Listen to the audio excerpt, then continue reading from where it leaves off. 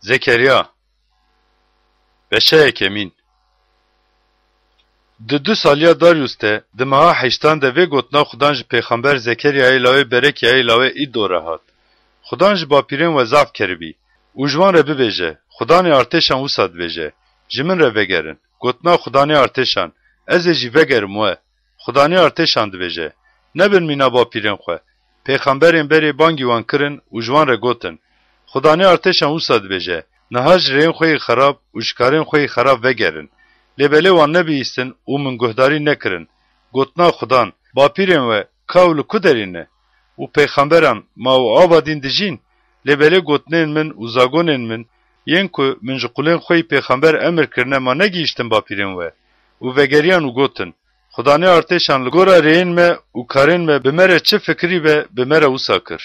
Di saliya Darius te di meha 11 Şebatê de vê gotna Xudan ji pêxember Zekeriyayê lawê berekiyayê lawê îdo re hat. Şevê dîtim û avay, zilamekî ku li hespekî sor swar bûyî û di geliyê de li nav darên mûtikan de sekinî bû û paş wî hespên sor, şînboz û qemer hebûn. û gotim, efendiyê min vana çi ne? û milyaketê ku min re diaxivî ji min re got, vana çi ne ka ez nîşan te bidim? û zilamekî ku di nav darên mûtikan de sekinî bû bersivê da û got, vana bona gerîna dinê yên ku Xudan şandine ne? û vana bersivê dan milyaketê Xudan, yê ku di nav darên mûtikan de sekiniye û gotin. Em di dinê de geriyan û avay, hemûya dinê di ciyê xwe de rûniştiye û di aramiyê de yî. û milyaketê Xudan bersivê da û got, ya Xudanê artêşan, ma tu yê heta çi wextî li vî bajarê Orşelîmê û bajarên Cihudayê re, yên ku te heftê sala xezebê li wan kirine dilovaniyê neke? û Xudan ji milyaketê ku bi min re diaxivere, bi gotinên qenç, bi gotinên ku xemrevîniyê didin ve bersivê da.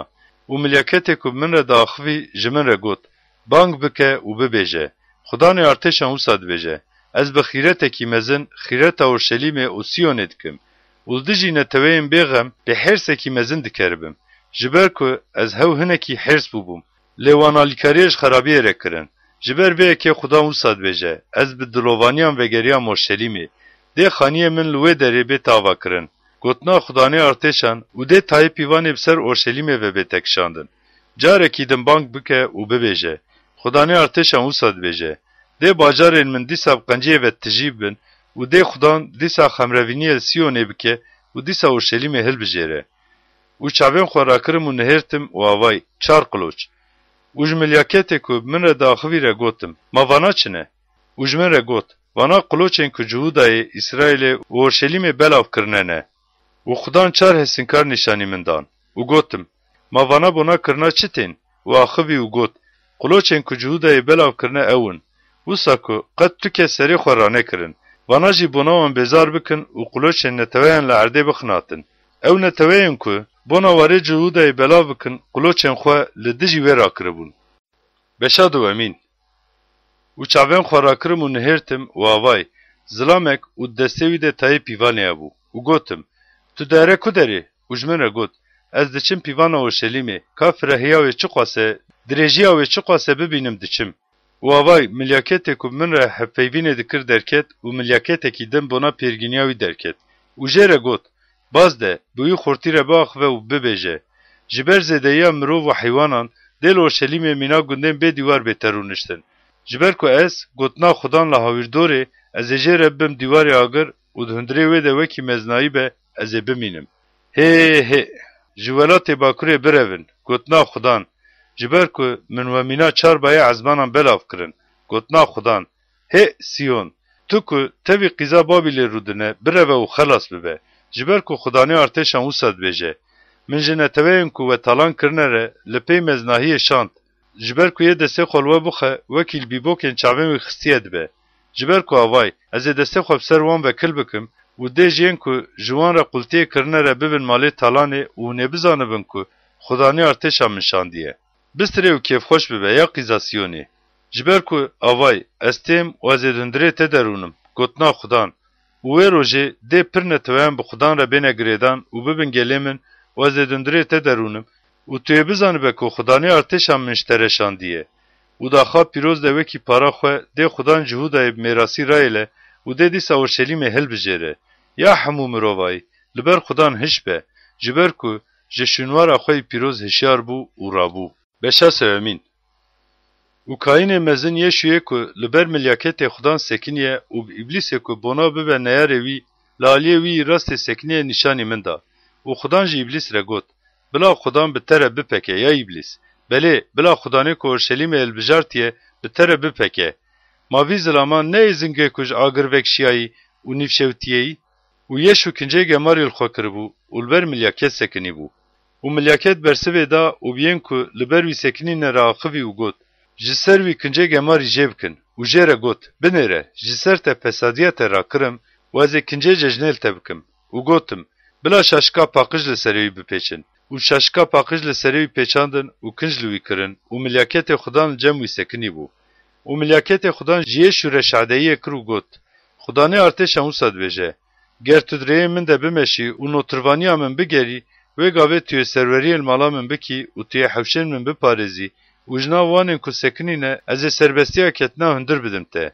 Niha Kaînê mezin Yêşû, tu û hevalên te yên ku diber te de rûniştine guhdarî bikin. Ji ber ku hûn zilamên elametê ne, ji ber ku avay ez ê qulê xwe zîl derxînim holê. Ji ber ku avay kevirê ku danîme ber Yêşû kevirê tekane yê ku ser heft çavên wê hene. Avay ez ê karê wê qawartinê bikim. Gotina Xudanê artêşan û di rojekê de ez ê fesadiya wî welatî ji holê rakim. Wê rojê dê ji we her yek cîranê xwebangî bin mêvatirî û dariya hejîrê bikin. Gotina Xudanê artêşan. Beşa çaremîn. û milyaketê ku min re daxivî dîsa hat û min mîna zilamekî ku ji xewa xwe ve hatiye hişyarkirin hişyar kir û ji min re got: Ma tu çi dibînî? û gotim: Dibînim û avay şimadankek giş zêr û serê wê de qaba wê yî donê û ser wê heft qendîlên wê û ji heft qendîlên ku ser wê de ne re heft borî hene. û li cem wê du hebdarên zeytûnê, yek li rastê qabarûn û yek jî li çepê wê. û bersivê dam û ji milyaketê ku bi min re daxive re axivîm û gotim: Efendiyê min, ma vana çi ne? û milyaketê ku bi min re daxivî bersivê da: Ma tu nizanî vana çi ne? û gotim: Na efendiyê min. û bersivê da û min raxivî û got: Gotina Xudan ji Zerubabel re ev e. Ne bi qudretê, ne bi qewetê, hew bi rihê min re. Xudanê artêşan dibêje: Ma tu kî ye ya çiyayê mezin? Tu yê li ber Zerubabel bibe deştek. Di nav qêrînên qencî bila jê re qencî bibe de. Dê ew ê kevirê xanî yê dawîn derxîne. û vê gotina Xudan ji min re hat. Destên Zerubabel bingeha vî xaniya avêtin û destên wî jî dê wê temam bike. û tu yê bizanibe ku Xudanê artêşan min ji we re şandine. Ji ber ku ma kî roja karên biçûk kêm dibîne? Ji ber ku dê qincê destê Zerubabel de bibînin û van heftikan kêfxweş bibin. Ew çavên Xudanin. Ew çavên ku li hemûya rûya erdê ve digerin. Bersivê da milyaket û jê re gotim: Mav her du darên zeytûnê yên ku li aliyê rast û çepê şimadankê ne çi ne? û dîsa bersivê dam wî û gotim: Mav her du guliyên zeytûnê yên ku li cem her du mezrîvên zêrînî ne û ji xwe mîna zêr rûnê de herikînin çi ne? û min raxivî û got: Ma tu nizanî vana çi ne? û gotim: Na efendiyê min. û got: Vana her du lawên zeytûnê ne. Yên li cem Xudanê hemûya dinê disekinin. Beşa pencemîn. û dîsa çavên xwe rakirim û nihêrtim. û avay balorekî ku difire dîtim. û ji min re got: Ma tu çi dibînî? û gotim: Ez balorekî ku difire dibînim. Dirêjiya wê 20 kes û firehîya wê 10 kes. û milyaket ji min re got: Naleta ku dê ser hemûya welêt bibare ev e. Ji ber ku li gora tiştên ku li aliyekî balorê hatine nivîsandin, her kesê ku diziyê dike dê bêjê kirin û avêtin. Li gora yên ku li aliyê wê yî din hatine nivîsandin jî, dê yên ku bi derewan sondê didin dê werin qewirandin. Ez ê wê derxînim, gotina Xudanê artêşan, û dê bikeve mala diz û mala yê ku bi navê min ve bi derewan sond didin, û dê hundirê mala wî de bisekine, û dê tevî oniyên wê û kevirên wê xanî bixwe û biqedîne. û milyaketê ku bi min re daxivî derket û ji min re got: Niha çavên xwe bilind bike û ka ev tiştê ku derdikeve çi ye bibîne. û gotim: Ma ev çi ye? û wî got: Veya ev haya ku derdikeve ye. û wî got: Di hemûya welêt de xuyabûna wan ev e. û avay devikê gula hate rakirin û li wir dundirê ev hayê de pîrekek rûniştî bû. û wî got: Ev xerabî ye. Pîrekê ber bijêr, dundirê ev hayê de tên da û wezna gula avê tundirê ev hayê. û çavên xwe rakirim û nihêrtim û avay du pîrek derketin û bad bazkên wan de bûn û mîna bazkên leglegan bazkê wan hebûn û ev hayê ji nav erd û ezman rakirin. û Uj milyaketê ku min re daxivî re gotim, mavana efayê dibin ku derê? Uj min re got, bona ji wê pîrekê re li warê şîna rêxanî ava bikin dê bibin û dema ew xanî bête amadekirin, dê pîrek li wir li ciyê xwe ve bête danîn. Beşa şeşemîn. û dîsa çavên xwe rakirim û nihêrtim û avay. Ji nav du çiyayî çar erebeyên cengê derdketin û çiyayên ku ji tuncê bûn. Di erebeya yekem de hespên sor hebûn û di erebeya duwem de hespên qemer hebûn û di erebeya sewemîn de hespên gewr hebûn û di erebeya çaremîn de hespên gewrê hesinî yên xurt hebûn. û bersivê dam û milyaketê ku min re axiviye re gotim. Efendiyê min, mavana çi ne? û milyaket bersivê da û ji min re got. Vana çar bayên ku ji cihê hemûya dinê li ber xudan sekinîne derketîne. Erebeya ku hespên wê qemerin ber bi warê bakur ve derdkeve û hespên gewr li pey wan derketin û hespên gewra hesinî ber bi warê başûr ve derketin û hespên xurt derketin û bona ku rûyê erdê bigerin xwestin ku herin û got. Herin û rûyê erdê bigerin. û rûyê erdê geriyan û bangî min kir û min raxivî û got, binêre, yên ku ber bi warê bakur hildikşin, li warê bakur rihê min aş kirin. û vê gotina xudan ji min rahat. Ji zilamên surguniyê ji Heldayê Tobiya û Yedaya bigire û tu vê rojê were mala Yoşiyayê lawê Tisefanya, ji wî xaniyê ku ew ji Babilê hatine wê û bikeve hundir û ji wan zîv û zêr bistîne û tacan çêbike û wan deynin serê kayînê mezin Yeşûyê lawê Yahûd Sadak û pê re biaxive û bibêje. Xudanê artêşan bi vî awayî diaxive û dibêje. Avay, zilamê ku navê wî zîle û ew ê ji cihê ku sekiniye aj bide û dê perestgeha xudan ava bike. Belê, yê ku dê perestgeha xudan ava bike ew e û dê rewneqîl ser wî be û dê rûnê û dê ser texta xwe serweriyê bajû û dê ser texta wî kayîne be û dê nav her duyan de şîreta wî ya aştiyê be û bona ku ji Helem re û ji Tobiya re û ji Yedaya re û ji henê lawê Tisefanya re bibe bîranînek dê ev tacan di perestgeha xudan de bin. Yên li durêne jî dê werin û di perestgeha xudan de karkeriyê bikin. û hûn ê bizanibin ku Xudanê artêşan min şandiye û ger hûn bi qencî gotina Xwedayê xwe xudan guhdarî bikin, dê vana bibin. Beşa heftemîn. û di sala çaran ya Kral Darius de wisa bû ku di roja çeremîn ya meha nihan de di meha Kîslevê de gotina xudan ji Zekerya re hat. û gelê Beytelê bona ku sayaya xudan bixwazin û bona ku ji kahîn û pêxemberên kulmala Xudanê artêşan re bi gotina gelo mîna ku ji gelek salan e ez dikim, di meha pêncemîn de dîsa parêzê bikim û bigirim. Bipirsin, şareser û regên melek û zilamên xweşandî bûn. û vê gotina Xudanê artêşan ji min rahat. Bi hemûyan e tewa welêt be û bi kahînan re biaxive û ji wan re bibêje. Ma divê heftê salî de, dema we di meha pêncemîn û meha heftemîn de rojiyê digirtin û li xwe dixistin, ma we ji min re bona min rojiyê girtin. û ma dema hûn dixwin û vedixwin, bona xwe naxwin û bona xwe venaxwin. Çawa ku li Orşelîmê dema gel rûdinişt û bajar rehet bû û li bajarên ku li dora wê ne û li başûrê û dema gel li Şefalayê rûdiniştin, gotinên ku xudan bi destê pêxemberên berê bang kirine ne vanan e? û vê gotina xudan ji Zekerya re hat. Xudanê artêşan bi gotina bi rastî darizdînê bikin û bila herkes xêr û dilavaniyê ji birayê xwe re bikin û tengasiyê nedin jinebiyê û sêwî û biyan û belengaz û bila tu kes li dijî birayê xwe pêşniyara xerabiyê neke gotibû. Lê belê wan nexwestin ku guhdarî bikin û bi enyadê pişta xwe zîvirandin û bona ku nebihîzin goyên xwe girtin. û bona rihê Xudanê artêşan û zagon û gotinên ku bi destê pêxemberên berê veşandine guhdarî nekin, dilên xwe mîna almastê hişk kirin û ji Xudanê artêşan ve hêrsek mezin bû. û wisa bû ku çawa ku dema wî bang dikir wan guhdarî nedikirin, Xudanê artêşan got, dê ew ê bang bikin, ez ê jî guhdarî nekim. û ez ê wan di nav neteweyên ku nas nakin de mîna bahozê belav bikim û li pey wan welat wêran bû. Wisa ku tu kesê jindirê wê derbas dibe û vedgere nema, warê xweşik wêran kirin. Beşa heştemîn. û vê gotina Xudanê artêşan ji min rahat. Xudanê artêşan wisa dibêje, ez bi çavnebartiyek mezin xîretê Siyonê dikim. Belê, bi hêrsekî mezin xîretê lê dikim. Xudan wisa dibêje, ez vegeriyam Siyonê û ez ê dundirê Orşelîmê de rûnim û dê ji Orşelîmê re bajarê rasteqîniyê û ji çiyayê Xudanê artêşan re çiyayê pîroz bête gotin.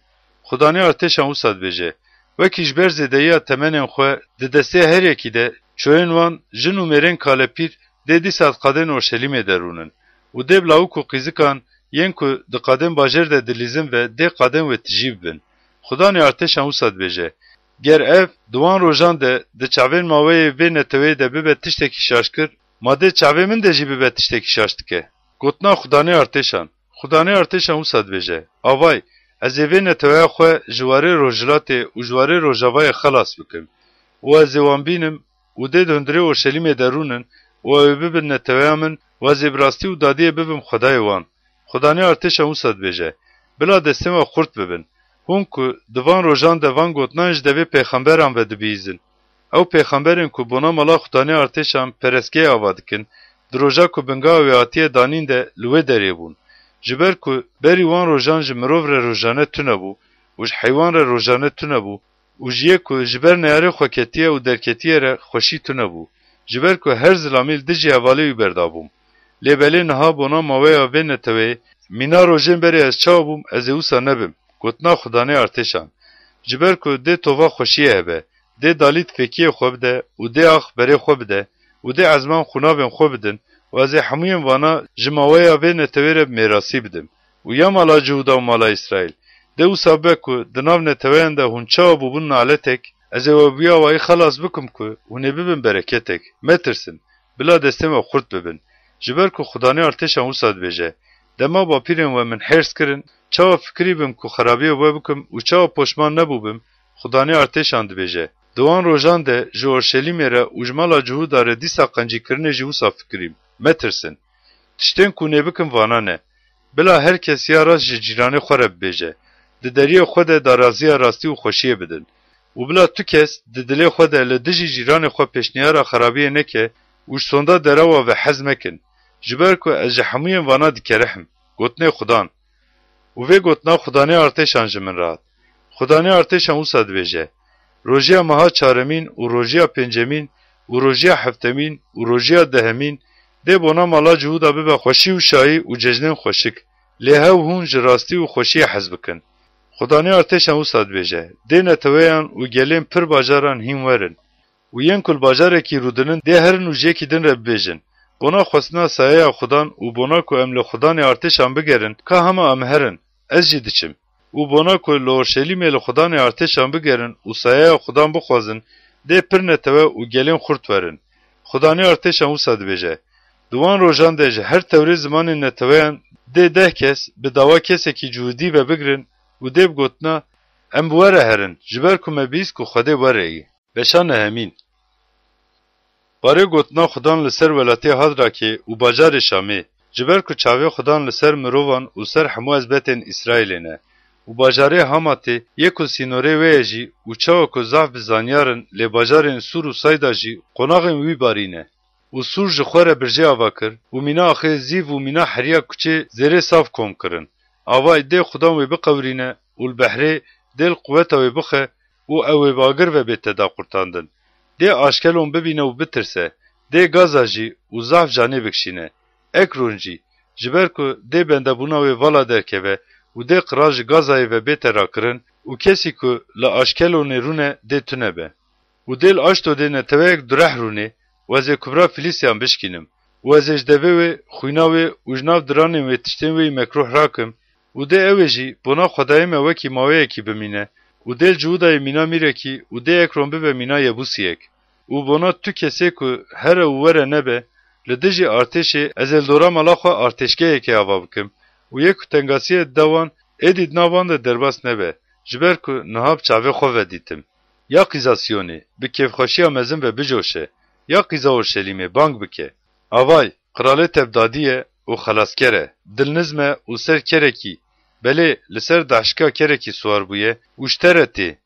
û ez ê ji Efraîmê ereba cengê û ji Orşelîmê ez pêjê bikim û bavêjim û dê kevana cengê bê tejêkirin û avêtin û dê gotina xweşiyê ji neteweyan re bibêje û serweriya wî ji behrê heta behrê û ji çem heta nîşkên rûyê erdê bin. û dema em werin rewşa te, ji ber xwîna peymana te, min dîlên te ji kortala ku têda av nîne berdan, vegerin bircê ya hûn dîlên hêviyê. Tam di vê rojê de ez daxuyanî dikim ku ez ê bi du qatî bidim te. Ji ber ku min Cihudayê bona xwe wekî kevanek damezrand û Efraîmê mîna tîrê dagirtim wê. Ya Siyon, ez ê lawên te şiyar bikim. Ya welatê Yewnan, li dijî lawên te û ez ê te bikim mîna şûrê egîdekî. û dê Xudan di ser wan de xuyanî bibe û dê tîra wî mîna birûskekê derkeve û dê Xudan li boriyê bixe û dê bahozên başûrê ve bimeşe. De xudani artêşan wan biparêzin û dê bixwin û biqedînin û dê kevirên quskiyê bigrin bin pêlan û dê vexwin û dê mîna xemrê ve xwaribin şemateyê bikin û dê mîna leganan mîna qozîkên pêşkeşîgehê tijî bibin. û wê rojê xwedayî wan xudan dê wan bi gotina keriyê netewamên xelas bikin. Ji ber ku dê ew ê bibin kevirên tacê yên ku di welatê wî de dibiriqin. Ji ber ku qenciya wî çi mezin e û xweşikiya wî çi mezin e. Dê xort bigenim û qîz bi xemran û ve geş û mezin bibin. Beşa dehan. Di dema baranên dawîn de ji xudanê ku birûskan diafirîne baranê bixwazin û dê ew ê taviya baranê bidewan û zeviyê de giya bide herkesî. Ji ber ku terafîn tiştên vala gotin û remildaran tiştên derew dîtin û xewnên bi fenekî gotin û li cihê vala xemrevîniyê dikin. Ji ber vê yekê ew mîna keriyê koç dikin, perîşan dibin. Ji ber ku şivan nîne, li dijî şivanan hersa min sor bû û ez ê ceza nêriyan bidim. Ji ber ku xudanê artêşan sehetiyê li keriyê xwe li mala Cihûda re kir û dê di cengê de wan bike mîna hespê xwe yê şêriyê bi rewnak. Kevirê quncikê ji wî, singê çadirê ji wî, kevana cengê ji wî, dê hemûyên xwediyê daraziyê ji wî derkevin. û dê wisa bibin ku dê mîna egîdên di cengê de neyarên xwe di nav heriya kuçê de dicûn bibin û dê cengê bikin. Ji ber ku xudan bi wan re yî û dê yên ku li hespan siwar dibin şermezar bikin. Ez ê mala Cihûdayê xurttir bikim û mala Yûsuf xelas bikim. Ez ê wan şûn de bînim. Ji ber ku ji wan re dilovaniyê kirim û dê wisa bibe ku mîna wan neqewran dibim. Ji ber ku ez xwedayê wan xudanim û ez ê bersivê bidim wan. û yên ku ji Efraîmê ne dê mîna egîdan bin û wekî xemrê ve xwaribin dê dilê wan bicoşin û dê lawên wan vêya bibînin û kêfxweş bibin. û dê dilên wan bi xudan ve ji kêfxweşiyê bicoşin. Ez ê wan bifikim û wan bidim hev.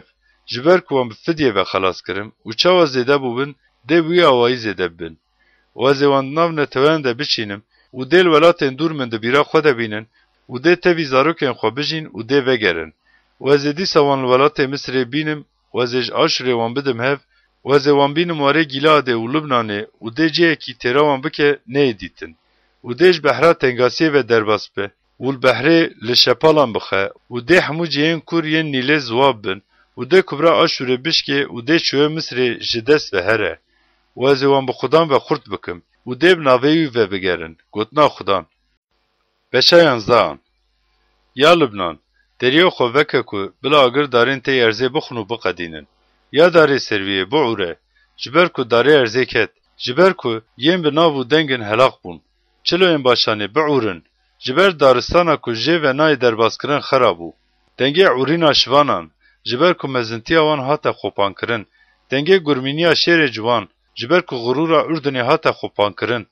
Xwedayê min xudan wisa dibêje, keriyê ku dê ser jê bikin, me heqaq tu bajo.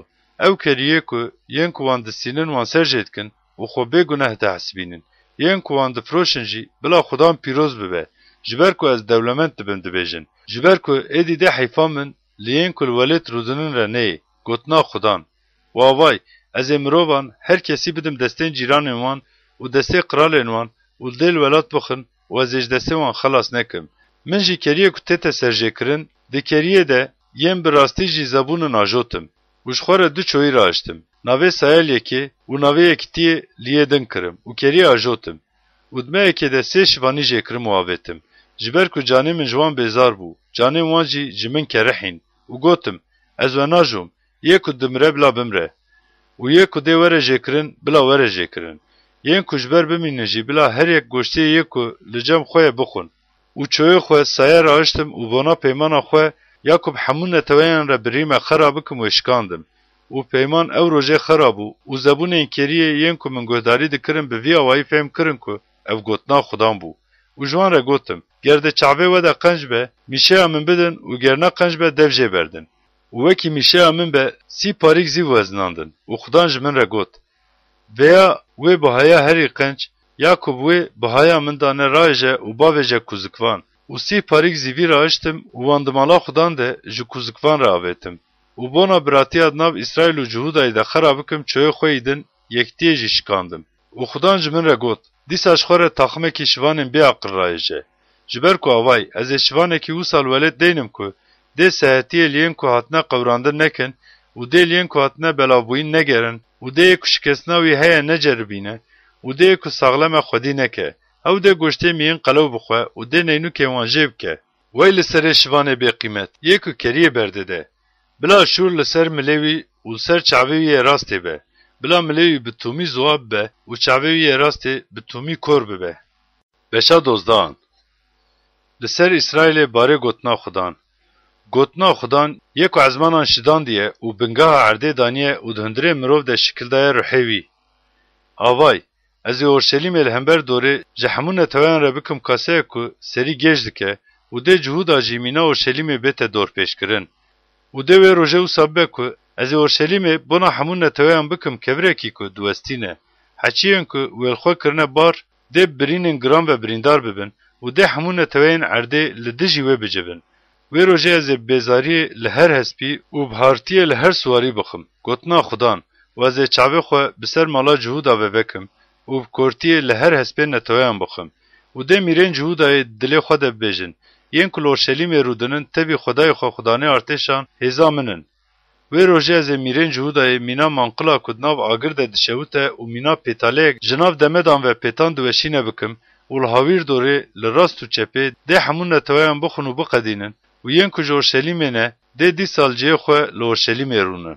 û dê Xudan pêşiyê çadırên cuhudayê xelas bikin. Da ku bila pesnayiya mala Dawud û pesnayiya yên ku li Orşelîmê rûdinin ne cuhudayê seretatir bin. Dê Xudan wê rojê yên ku li Orşelîmê rûdinin biparêzin û wê rojê dê nav wan de zilamê lawaz mîna Dawud û mala Dawud mîna Xwedê dê li ber wan bibe mîna milyaketê Xudan. û dê wê rojê wisa be ku ez ê li helaqiya hemû neteweyên ku bi ser Orşelîmê ve têne bigerim. û ez ê rihê saye û lavayê bi ser mala Dawud û bi ser yên ku li Orşelîmê rûdinin ve birjînim û dê li min li zilamê ku bedena wî qul kirine binêrin û mîna yê ku bona lawê xwe tekane şînê digre dê bona wî şînê bigirin û mîna yê ku bona lawê xwe pêşîn janê dikişînin dê bona wî janê bikişînin. Wê rojê li Orşelîmê mîna şîna Hadadrîmon ya di newala Megîdonê de bûye dê şînek mezin bibe. û welat her eşîr cihê şînê bigirin û eşîra mala Dawud cihê û pîrekên wan cihê û eşîra mala Natan cihê û pîrekên wan cihê û eşîra mala Lewî cihê û pîrekên wan cihê û eşîra Şimeyyan cihê û pîrekên wan cihê û giştikên eşîrên kulpê mane û her eşîr cihê û pîrekên wan cihê şînê bigirin. Beşa sêzdehan. Bona suc û mindariyê paxij bike dê wê rojê ji mala Dawud re û jên ku li Orşelîmê rûdinin re çavkaniyek bibe. û dê wê rojê wisa be ku gotina Xudanê artêşan ez ê navê putan ji welêt vejêkim û bavêjim û êdî neyên bîranîn. Ez ê pêxemberan jî rihê mindar jî ji welêt ve bibim. û dê wisa be ku ger kesek dîsa jî pêxembertiyê bike wê çaxê dayika ku wîyaniyê dinê û bavê wî dê jê re bibêjin tê ne jî ji ber ku tu bi navê Xudan derewan dibêje. û dema pêxembertiyê bike dê dayika ku wîyaniyê dinê û bavê wî bedena wî qul bikin û biqelişînin. û dê wê rojê wisa bibe ku pêxemberan şerm bikin. Dema pêxembertiyê bike dê herkes ji xewn û xeyala xwe şerm bike û bona ku bixapîne dê qeftanê ji mû li xwe neke û dê bibêje ez ne pêxemberim, zilamekî cotkarim. Ji ber ku di civantiya min de zilamekî min ji xwe re kir kole. û dê yek jê re bibêje ev birînên ku di nav destê te de ne çi ne? û dê ew bibêje birînên ku li mala hezkirên xwe girtime. Ya şûr, li dijî şivanê min, li dijî zilamê ku hevalê min e hişyar bibe. Gotina Xudanê artêşan, li şivan bixe ku bila mîh bela bibin û ez ê destê xwe li dijî biçûkan bizîvirînim. û dê wisa bibe ku li hemûya welêt gotina Xudan dê li wir du par bête jêkirin û avêtin û dê bimre û dê li wir ji sisiyan yek li pey bimîne. û ez ê vê ji sisiyan yekê bixima gir û mîna ku zîvê safî dikin ez ê wan safî bikim û mîna ku zêrê diceribînin ez ê wan biceribînim. Ew ê bangî navê min bikin û ez ê bersivê bidim wan. Ez ê netewa min ew e bibêjim. Ew ê jî Xwedayê me Xudan e bibêjin. Beşa çardahan. Avay, roja Xudan tê û dê malê te talanî di hundirê te de par bikin. Ji ber ku ez ê hemû netewayan li dijî Orşelîmê cengê re bicivînim û dê bajar bê testendin û xanî bên talankirin û dê destên xwe dirêjî namsa pîrekan bikin û dê neviyê bajêr derkeve surgûnê. Lê pêşmayiyên netewê dê ji bajêr ve neyên birîn û avêtin. Wê gavê dê Xudan derkeve û di roja şer de çawa ceng kiribe dê li dijî wan netewayan bi wî avayî cengê bike. û ew rojlingên wî dê li ber Orşelîmê li ser çiyayê zeytûniyê yê ku rojhilatê bisekinin û dê çiyayê zeytûniyê ber bi rojhilatê û rojavayê ji nava xwe ve biqelişe û dê bibe geliyekî zehf mezin û dê neviyê çiyê ber bi bakir û neviyê din jî ber bi başûr ve vekşin. û nevreya geliya çiyayên min ve birevin. Ji ber ku dê geliya çiyayê min bigihêje Adselê û di rojên Uziyayê Kralê Cihudayê de hûn ji ber erdhejînê çawa reviya bin hûn ê wisa birevin û wê gavê dê Xwedayê min xudan tevî hemû pîrozan were. û wê rojê dê wisa be ku dê ronahî tu nebe, yên ku dibiriqin dê tarîb bin. Lê belê dê bibe rojek ku xudan pê dizane. Dê roj jî nebe, şev jî nebe. û dê wisa be ku êvarê dê ronahî hebe. û di wê rojê de dê wisa be ku dê ji Orşelîmê avên zindî derkevin. Dê neviyê wan bi behra rojhilatê ve û neviyê wan jî ber bi behra rojavayê biherikin. Dê havînê jî zivistanê jî wisa be. û dê ser hemûya dinê xudan bibe qiral. Dê wê rojê xudan yek û navê wî yek be. Ji gebayê heta Rîmona ku li başûrê Orşelîmê ye, dê hemûya welêt mîna arabayê bêtekirin û dê Orşelîm bilind be û ji deriyê Benyamîn heta cihê deriyê Yekemîn heta deriyê Qozîkê û ji quleya Hananel heta mahsereyên qiral dêl cihê xwe rûnê. û dê li wir mirov rûnin û êdî nalet dê tune be û dê Orşelîm dewlekariyê de rûnê. û dê asîv ev be. Ew asîva ku dê xudan bi wê li hemû neteweyên ku li dijî Orşelîmê cengê kirine bixin. Çawa ku dema ser lingên xwe disekinin dê goştê wan bihulin û dê çavê wan di kortalên xwe de bihulin û dê devên wan de zimanên wan bihulin. û dê wê rojê wisa be ku döndurê wan de dê ji aliyê xudan ve şikestinek mezin bibe û dê herkes bi destê cîranê xwe ve bigire û dê desteyekî li dijî desteyê din derkeve. û dê Cihuda jî li Orşelîmê cengê bike û li hawirdorê serweta hemû neteweyan zêr û zîv û kinç bi zêdeyî bête kom kirin. û dê asîva hespê te, kerê te û deveyê te û asîva hemû heywanên te yên di wan artêşkewan de ne jî wisa mîna wê asîva bin. û dê wisa be ku her kesê ku ji ber hemû neteweyên ku dijî Orşelîmê meşiyane mayîne ji salê heta salê bona ku peristinê ji xudanê artêşan qiral re bikin û cejna çardaxan pîroz bikin dê elkişin. û dê wisa be ku ji eşîrên dinê her kî bona ku ji xudanê artêşan re ji qiral re peristinê bike dernekeve Orşelîmê dê baran bi ser wan ve nebare. û ger eşîra Misriyan dernekeve û nê dê ser wan jî nebe. Dê asîv ev be. Ew asîva ku dê xudan bi wê li neteweyên bona pîrozkirina cejna çardaxan dernekevin bixine. Dê cezê Misrê û cezê hemû neteweyên ku bona pîrozkirina cejna çardaxan dernekevin ev be. Dê wê rojê ser zengilkên espan ji xudan re pîroz nivîsandîbin û qazanên kulmala xudanên dê bibin mîna leganên li ber pêşkeşîgehê ne. û li Orşelîmê û li Cihudayê her qazan dê ji xudanê artêşan re pîroz be û hemûyên ku qurbanê serjê dikin dê werin û ji wan rayêjin û di wan de bikelînin û wê rojê di mala xudanê artêşan de êdî yekî Kenanî neyê dîtin.